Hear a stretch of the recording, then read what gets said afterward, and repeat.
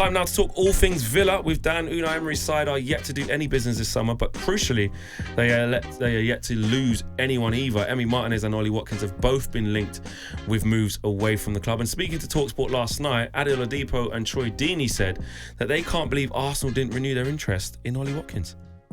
Why are you starting to just almost pull the trigger on him, just go for it straight away? Surprising me. I do wonder if there was an issue with Sesko, because that seemed to be their first choice. Yeah, probably a bit young, not sure, bit of an inexperience. Why haven't they not just gone and got Ollie Watkins?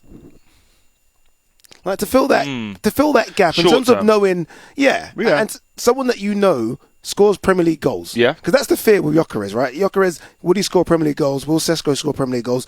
Why not just go and get Ollie Watkins, who you know does score Premier League goals?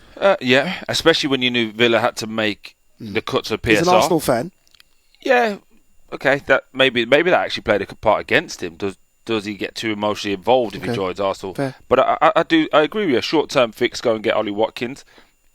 I just don't know. I just feel like, this is my opinion, I think Arteta's a little bit stubborn at this moment in time because everyone's been calling for it. Why do I want to? If he does that and then wins it, it's going to be like, oh, we told you that. Okay. It's not going to be his thing. Yeah. I think there's a little element of stubbornness, and we can do it our way. He will have Havertz back. He will have Jesus back for the start of this season. Two players that he loves and feels that they have given the club the service he wants. I find it interesting that we're seeing more talk with Madueke. Yeah. That looks like it's closer to being done than the strikers Seems to have come from nowhere, that as well. Yeah. Which surprised a lot of people. I think as a squad, they're going to be better. I'm not sure whether they can still get over the line. Troy Deeney there talking with Adil Oladipo on talkSPORT. He's not the most complimentary of Arsenal, Troy. I don't know why that would be. I'm not sure. But he's still not having it. But they are surprised, though, to be fair, that none of that Arsenal haven't gone in for Ollie Watkins. Are you surprised at that now? I think Arsenal might have sent Watford down the one year, on the last day of the season. I've got memory. But they were all butt down already. Yeah, maybe it's that. And the cojones thing as well.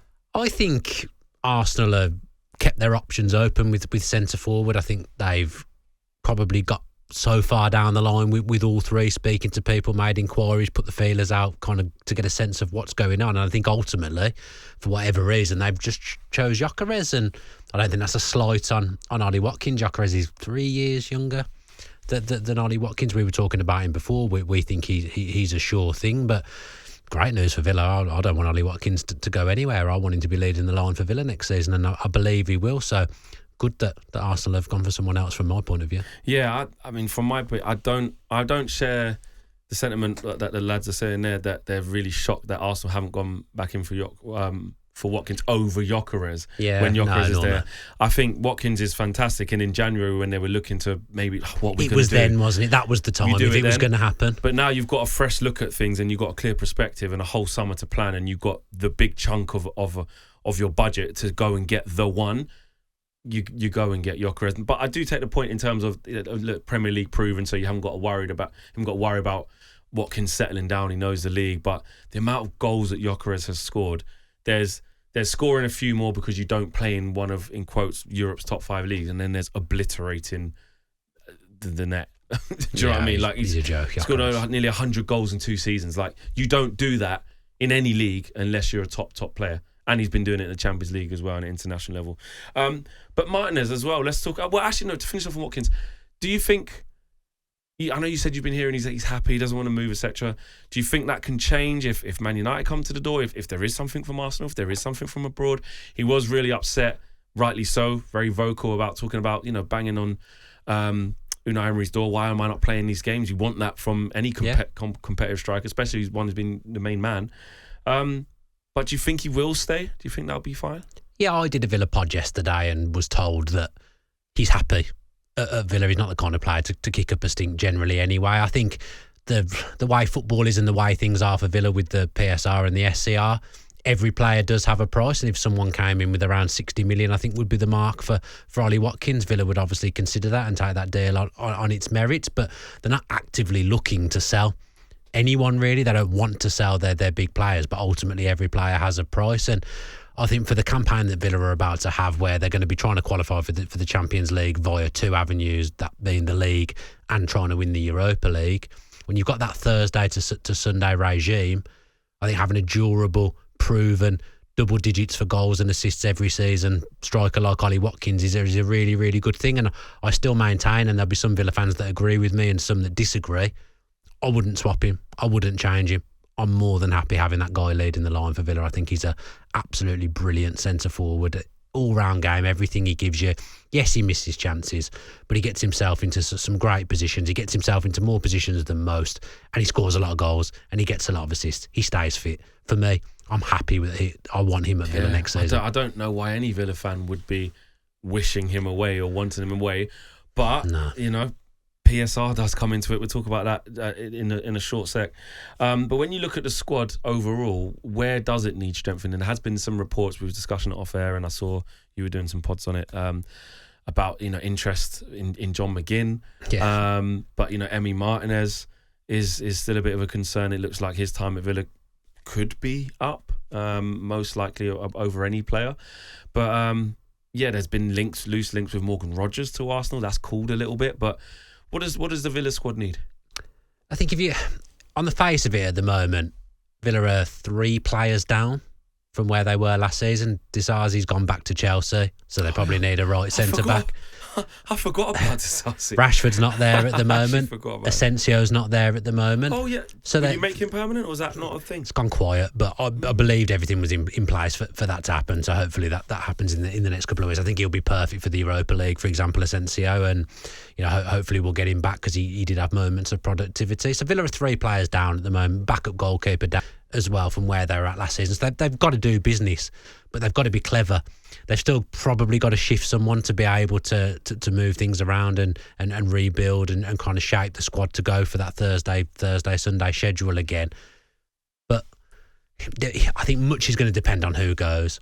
I think we're almost in the position where we'll make a couple of signings regardless, but then the rest of it will depend on who departs. If Leon Bailey departs like we think he will and goes to Saudi Arabia, they'll sign a right winger to replace him. If it was Emi Martinez that goes, someone makes an offer that Villa deem acceptable, they'd obviously sign a goalkeeper. So I think Villa are kind of, with the way they are, they're being forced into a reactive transfer window. And I got told a few weeks ago that at that point, Emi Martinez was 70-30 out. But again, doing this pod yesterday, there has to be a bid for a player for them to go.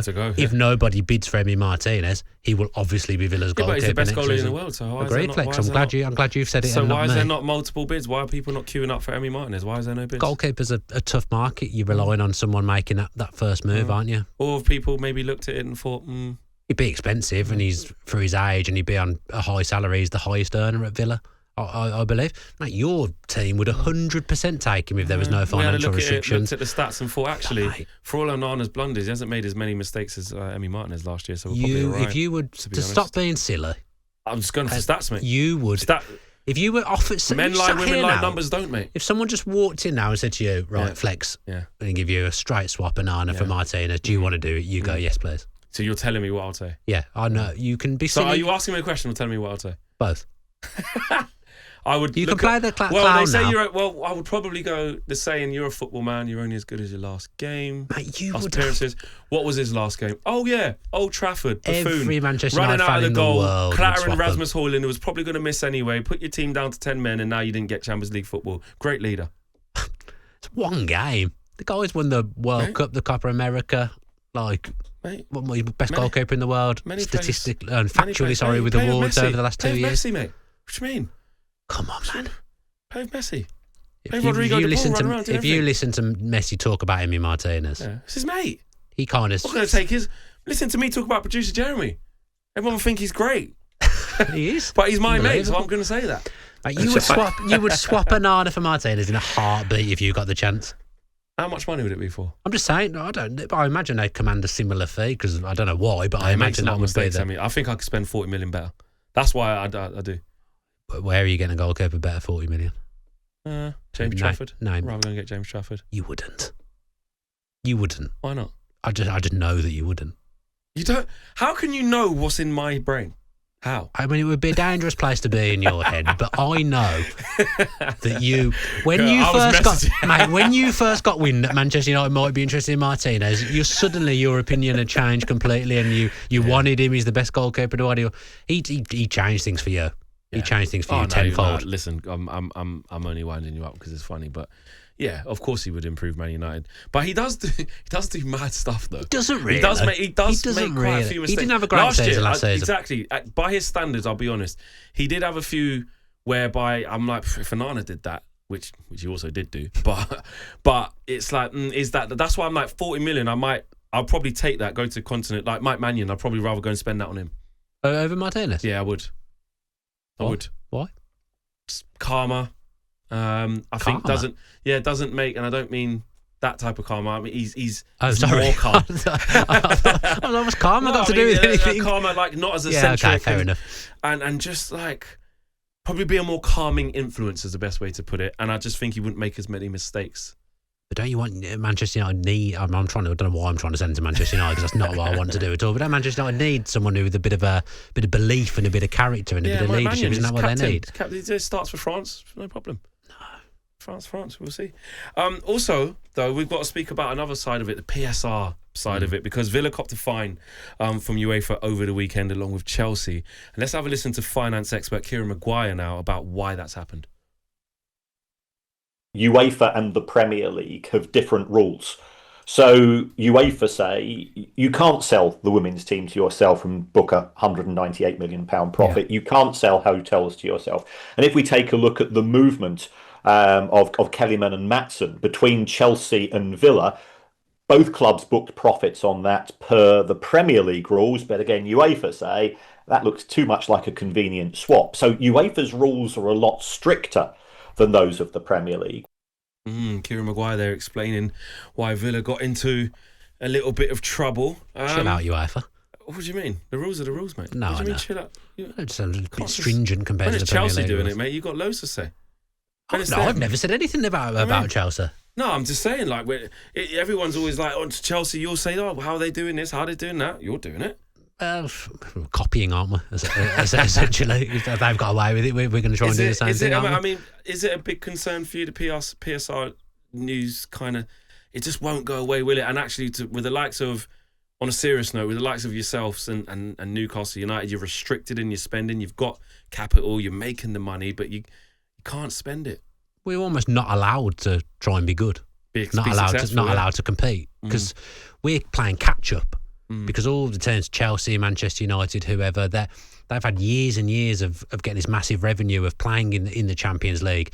We dared to get ourselves into the Champions League, but it's almost like we're punished for it. Now, look, Villa's wages to turnover is not great. I can't sit here and dress that up. But it's really difficult for Villa to try and build and for the owners to spend what they want and move the club in the direction they want.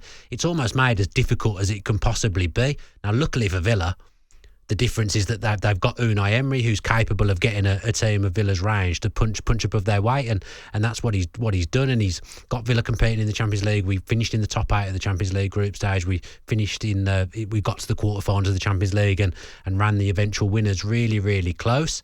Unfortunately, though, we can't build in the way we want, and we've got a season in the Europa League now. Not getting that Champions League revenue will affect us a little bit compared to where we were. It's not like we haven't sold players. Geez, we've sold some players for big money, and we're still being told it's not enough. But the wages to turnover is a problem. But because Unai Emery's come in and instantly been a success, the club's almost got to try and catch up. Yeah, with that. We almost got Europe too early. You don't want to get too good too quick, do you? It's almost what has happened.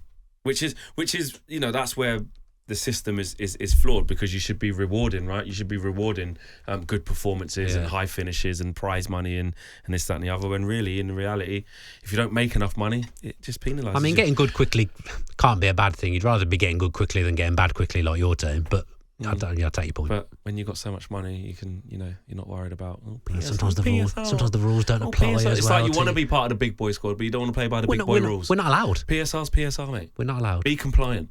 Sell what you need to sell and be compliant. Or I tell you what, have the luxury of being able to be rubbish but still make that much money. It sounds like you're celebrating being rubbish here. No, I'm just reminding you that we're massive and you're not. On AM, on DAB, via the talkSPORT app and on your smart speaker.